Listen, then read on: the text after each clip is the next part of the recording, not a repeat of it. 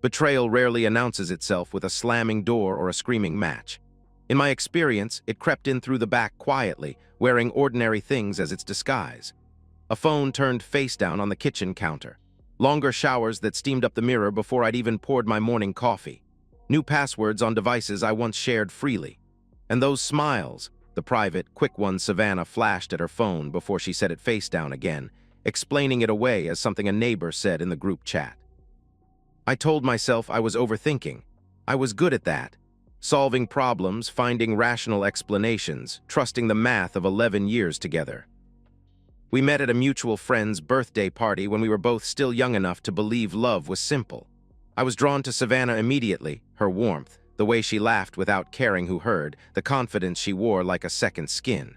She told me later that what she'd loved about me was how dependable I was. Dependable. I used to think that was a compliment. Now I turn the word over in my mouth like a stone. I'm an electrical engineer for a regional construction firm. My world operates on systems, inputs, outputs, predictable reactions. I'm quiet and practical, the kind of man who fixes things without making a scene. Savannah stopped working 2 years into our marriage. She said she wanted to complete online qualifications and eventually launch an interior design business. I supported her without question, paid the mortgage, funded 3 separate courses she never finished, never once pressured her to contribute financially. I believed in her. That was my first mistake, not the belief itself, but the way I never once asked her to earn it. We had no children. Every time I raised it, Savannah shifted the horizon forward. Next year, after the renovation, once things settle, I understand now what those delays really meant. Children would have tied her more completely to a life she was already quietly auditing for an exit. From the outside, our suburban home looked like a postcard. We watched television on weekends, hosted neighborhood barbecues in summer, met friends for dinner on Friday nights. Our closest neighbor was Tom, my best friend since college, 2 houses down the same quiet street. He'd been at our wedding. He'd helped me lay the patio in the backyard. If I'm honest, Tom knew both of us better than almost anyone. The marriage had grown emotionally quiet. I want to be clear about that because I've asked myself 1,000 times since whether I missed something I should have seen.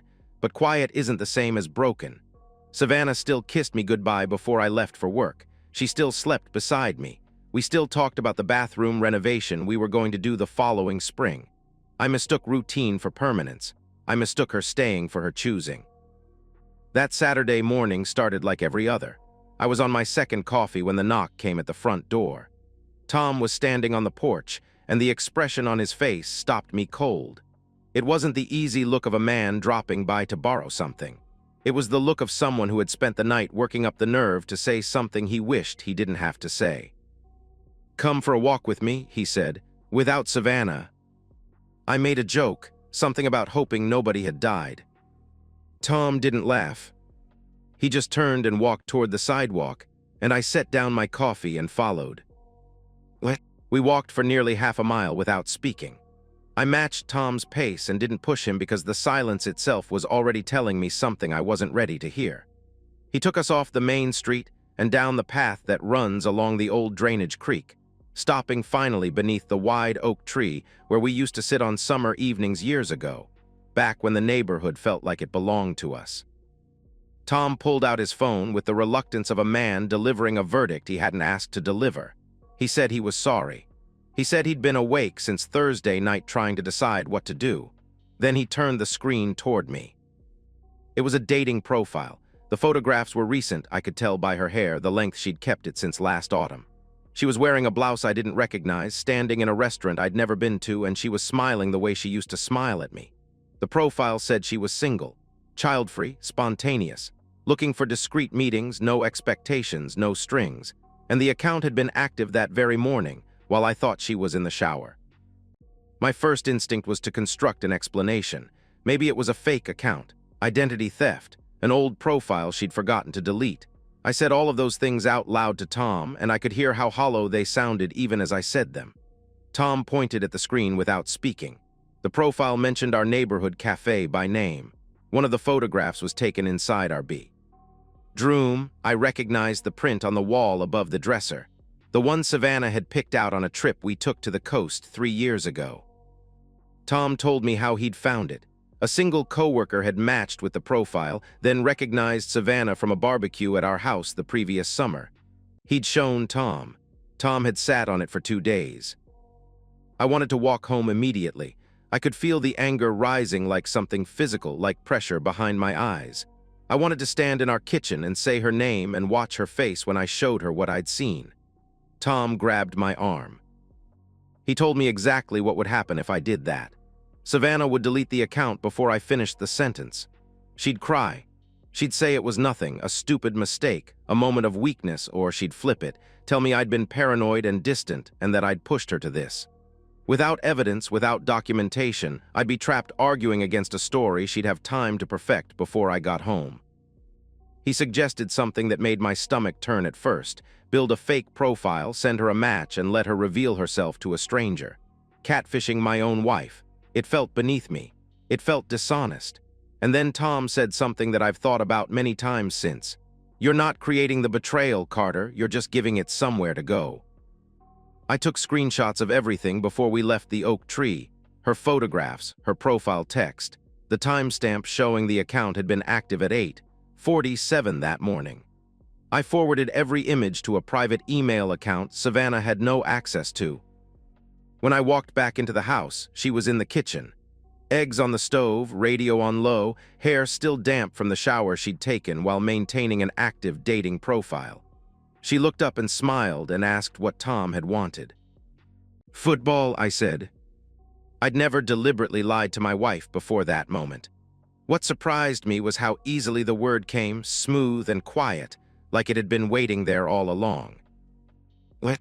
I spent the following 48 hours learning how to become a stranger. Tom and I worked carefully, using legally licensed stock photographs and building out several different profiles across 3 platforms, different ages, different professions, different personalities designed to appeal to whatever version of herself Savannah was marketing on those apps. Most of them produced nothing. No match, no reaction, no signal. Then on Wednesday afternoon, one of them connected. His name was Michael. 41 years old, recently divorced, commercial photographer. And at 2:17 p.m. on a Wednesday, while I was sitting at my desk with machinery humming in the testing room behind me, the screen on my phone read, "It's a match." I sat with that notification for a long time. I didn't move. People walked past my office door, someone laughed in the hallway, the building went on existing around me as if nothing had shifted. But something had. Not the fact of the betrayal, I already knew that. What shifted was something colder, something in the architecture of who I thought we were together. My wife, in our home, with my ring on her finger, had swiped right on a man I'd invented. I let her lead the conversation. That was deliberate. I kept Michael curious but unhurried, and Savannah came forward on her own, the way people do when they believe they're in control of what's being revealed. She told Michael she'd been single for almost a year. She said her previous relationship had ended because her partner was emotionally unavailable. I read those words at my desk while the coffee she'd made me that morning was still sitting cold in a mug on the corner of my desk. At night, I'd sit on the couch beside her, our shoulders almost touching, and I'd watch her pick up her phone and smile at the screen. She thought she was flirting with a stranger. She was reading words I'd written in Tom's spare bedroom 2 houses away. She told me that she felt trapped, that she deserved excitement, that her husband, whom she described as an ex to make the lie easier to maintain, was predictable and incapable of passion, that she'd wasted years of her life on comfort. I want to be honest about what that did to me. I'd expected anger. What I hadn't expected was this particular kind of grief, reading your own obituary, written by someone who shared your bed that morning. I expanded the investigation beyond the phone. I pulled our joint financial statements, transactions I had every legal right to review, and started building a timeline. Restaurant charges on evenings she said she'd been visiting a friend from yoga, rideshare trips to parts of the city she'd never mentioned, 2 hotel deposits she'd categorized in our budgeting app as household supplies. I didn't access any private accounts. I stayed strictly within what was legally mine to see. A synced photo notification on our shared tablet did some of the work for me. Images appeared Savannah had deleted from her phone but hadn't cleared from the cloud backup we'd set up together years ago. No explicit photographs, but enough: cocktails at a hotel bar, a sweet interior, the sleeve of a man's jacket against a white tablecloth. The metadata attached to each image was precise: dates, times. Every single one matched an evening she'd had a reason to be somewhere else. Through Michael, I asked whether she'd done this before. I kept the question casual, like a man who admired her boldness rather than one who was documenting the answer. She told me she had, said she'd become quite good at it, said her husband was too trusting to notice. That sentence was the last thing I needed. My pain, which had been grief up to that point, became something else, colder, more purposeful. I wasn't trying to save the marriage any longer. I was preparing to leave it in a way that didn't let her rewrite what she'd done. The following Tuesday, Michael asked Savannah to meet him in person. She chose the Birchwood Café. He agreed. She sent a heart. I walked home from Tom's house, undressed in the bathroom, and got into bed next to my wife. She was already asleep. I lay in the dark and listened to her breathe, and I thought about the corner table she'd reserved. Before I agreed to meet Savannah at the Birchwood Café as Michael, I made an appointment with a divorce attorney. A senior colleague had recommended her months earlier in an unrelated context, and I'd stored the name in the back of my mind the way you store information you never expect to use. Now I sat across from her desk and laid out everything I had. She was measured and direct in the way I needed her to be. She explained that a dating profile on its own wouldn't automatically strip Savannah of marital assets. Sentiment wasn't a legal instrument. I couldn't lock Savannah out of the house, empty the joint accounts, or hide money without exposing myself to consequences that would undermine everything else I was trying to accomplish. The attorney told me that if I wanted to walk away from this marriage with my life intact, I needed to be as disciplined in the legal process as I had been in the investigation. That advice reshaped everything. My goal wasn't to punish Savannah by burning down our finances. My goal was to ensure she received exactly what the law required, nothing more, nothing manufactured on her behalf by 12 years of my silence. I handed over the screenshots, the financial statements, the hotel transactions, and the chat logs in which Savannah had told a stranger that her husband was too trusting to notice. The attorney identified several of Savannah's affair-related expenditures as potential marital fund dissipation, money spent maintaining a secret life using shared resources. That distinction mattered. I opened an individual account and redirected my future paychecks to it. I changed passwords on my personal email and my work systems. I froze our joint credit card from further increases while continuing to cover the normal household expenses, mortgage, utilities, groceries, so that nothing about my behavior at home gave anything away. I photographed every item of value in the house. I pulled copies of our tax returns, the mortgage documents, the insurance policies, and the retirement statements, and I sent digital copies to my attorney's secure server. I did all of this on lunch breaks and weekend mornings while Savannah slept in. Tom identified one of the men from a reflection caught in the background of a hotel photo, a partially visible face in a mirror that Savannah apparently hadn't noticed. His name was Eric Vance, married, sales manager at a regional distribution company. He'd been at a neighborhood charity event the previous autumn. I had a photograph of him shaking my hand. I called Eric's wife, Melissa, and I was careful about how I did it. I didn't deliver a verdict. I sent her enough information that she could verify things herself and told her she deserved to know. 3 days later, she called me back. Eric had admitted to meeting Savannah 3 times over 4 months, and Melissa had screenshots from Eric's phone in which Savannah mocked the husband who was financing her lifestyle while she looked for excitement elsewhere. Those screenshots were, legally speaking, a third-party corroboration that Savannah's activities weren't fantasy. They made the dating profile harder to dismiss as role-play or a misunderstanding. My attorney filed the divorce petition. We requested temporary financial orders. I arranged with a property management company to handle Savannah's access to the house after the confrontation through a documented written agreement. No illegal lockout, no missing furniture, no ammunition for her to use against me. I prepared one folder for Savannah, printed, physical. Inside it, the chat logs, the hotel transaction records, the photographs with their metadata, Eric's admission, Melissa's screenshot. And the first page of the filed divorce petition. I thought briefly about sending her family a message, posting something publicly, letting everyone know at once. My attorney advised against it, Public exposure creates legal complexity and it gives the other side something to be the victim of. The disclosure would be narrow: Savannah, her parents, Eric's wife, and the courts. Controlled, documented, irreversible.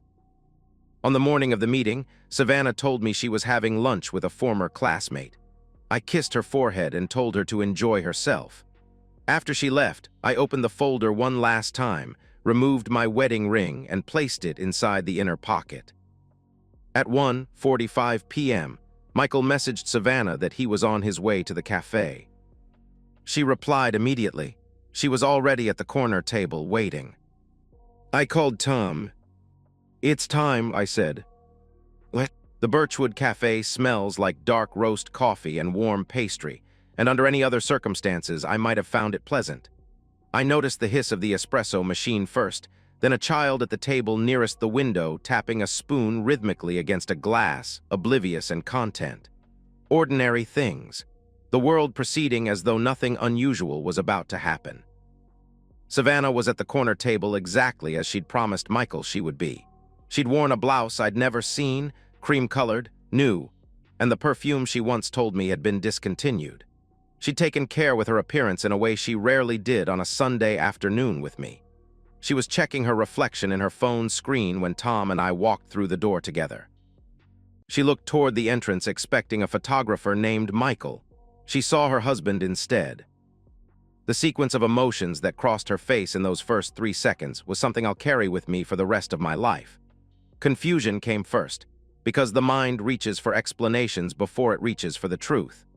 Then something closer to recognition, and with recognition came fear, not the sharp, immediate fear of someone caught in a minor lie, but the cold, settling fear of someone who understands in an instant that the ground has disappeared beneath them.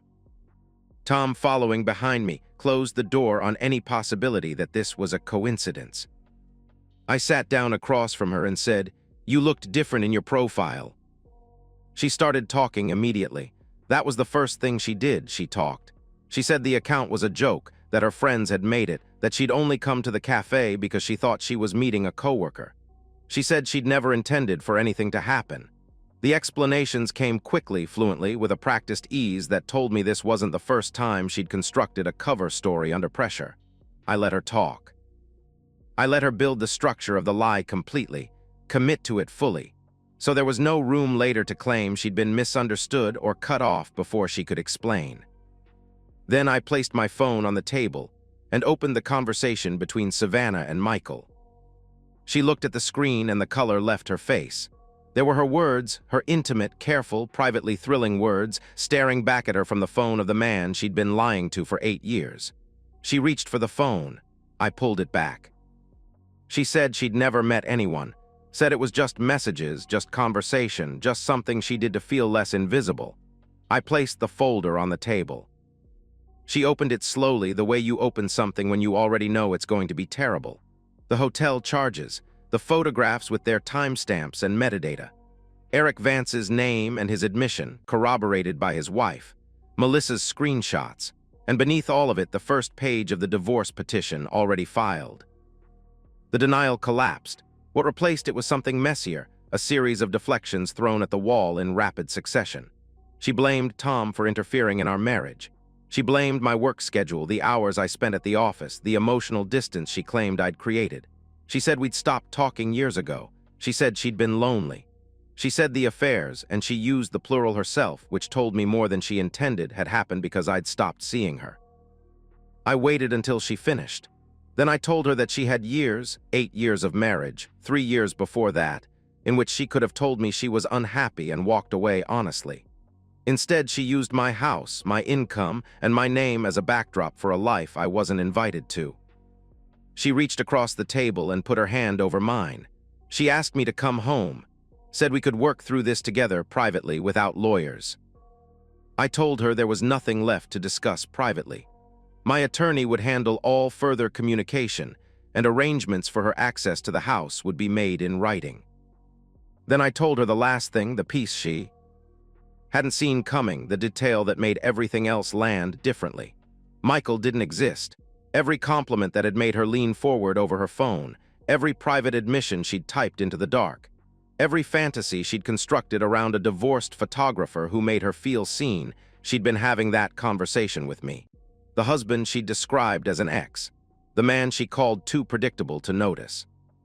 Savannah began crying, not quietly, the kind of crying that turns heads in a public place. Other customers glanced toward our table. I didn't raise my voice. I didn't call her names or lean across the table. I sat straight, spoke calmly, and said everything I needed to say in measured, complete sentences. My composure was the most devastating thing I could have offered her in that moment, because it left her with nothing to accuse me of later. No instability, no threats, no behavior to reframe in her favor. Before I stood, I told her to look in the inner pocket of the folder. She reached inside and found my wedding ring. I pushed back my chair and said, "You told Michael your life was finally your own. Now it is." Tom and I walked out through the front door together. Behind me, Savannah remained at the corner table, the one she'd reserved for a stranger, surrounded by the careful, documented evidence of everything she'd destroyed. The divorce didn't resolve itself cleanly in a week the way confrontations do in the stories we tell ourselves. It took 6 months, and those months were neither quiet nor straightforward.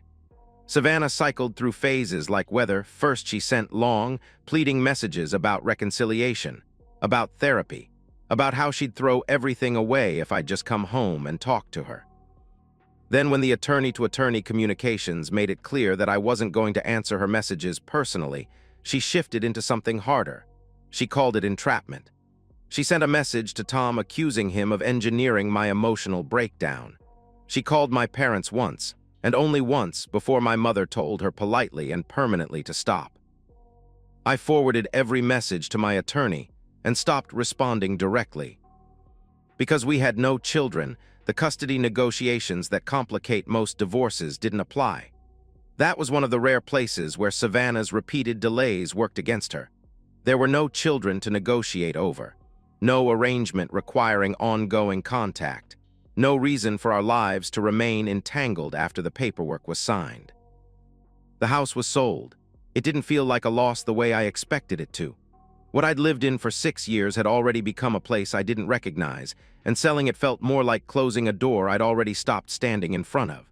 Savannah received her lawful portion of the marital equity, but the documented affair-related expenditures, the hotel stays categorized as household supplies, the rideshare trips, the restaurant charges, factored into the financial negotiations.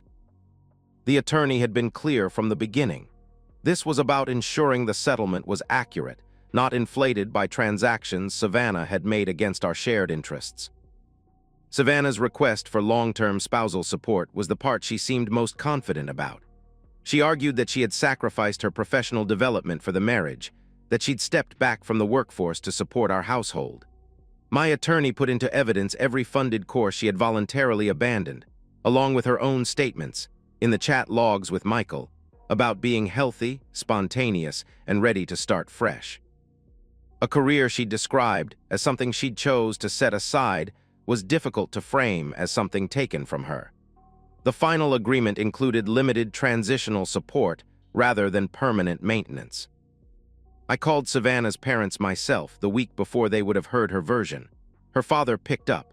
I spoke without exaggeration and without venom, and I sent only the evidence necessary to explain why the marriage was ending. What I was owed from that conversation was honesty. Her father listened, and there was a long silence on his end when I finished. He apologized. He said he hoped I'd be well.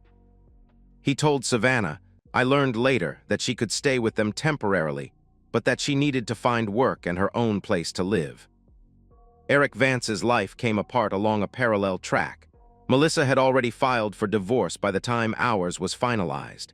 Eric's employer initiated an internal review after company travel records revealed that several of his business trips had included personal detours inconsistent with his stated itineraries. Carter had not filed a complaint. He hadn't needed to. The records existed. The truth had its own momentum.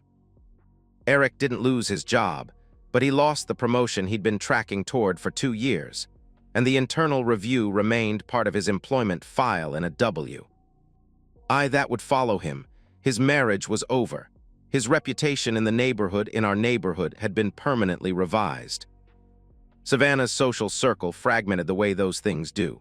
Some friends rallied publicly, posting vague sentiments about standing by her through a difficult time. Privately, they began maintaining a careful distance. Others told me, when I saw them in passing in the weeks after everything became known, that they'd suspected something was wrong but hadn't known what to say. I thanked them for telling me and quietly removed them from the version of my life I was rebuilding. There's a particular kind of silence that's a form of complicity, and I've stopped making space for it. Savannah eventually took a studio apartment above a laundromat 12 miles from the house we once shared. She started waiting tables at a highway diner. I'm not saying this to diminish her. I'm saying it because she had told a stranger, sitting across from me at that corner table, that she deserved excitement and that she was finally ready to live her own life. I wanted her to know that the offer stands. A life entirely her own, without the man she called predictable, without the mortgage he paid, without the income that funded the blouses and the hotel rooms and the persona of a single woman with no expectations. She was not left destitute, but the life she had treated as a permanent arrangement, as something that would simply continue regardless of what she did inside it, was gone. I bought a smaller house closer to work. It takes me 14 minutes to drive there in the mornings. The rooms are quieter than the old house, and for a while that quiet had a texture to it, something between loneliness and peace that I couldn't quite name. Eventually, I decided it was honesty. The silence was honest, and that turned out to be enough. Months later, I drove past the Birchwood Café on the way home from a late shift. The lights were on inside, and I could see the corner tables from the street. I thought about stopping. I kept driving. People have a particular expectation for stories like this one. They want the betrayed husband to end up either triumphantly in love again, a better woman a second chance, proof that the story was really just a prologue, or they want him wrapped in the warm conclusion of having one. A clean ledger. A villain punished. A moral delivered.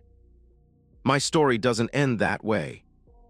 I lost the house where I'd planned to grow old.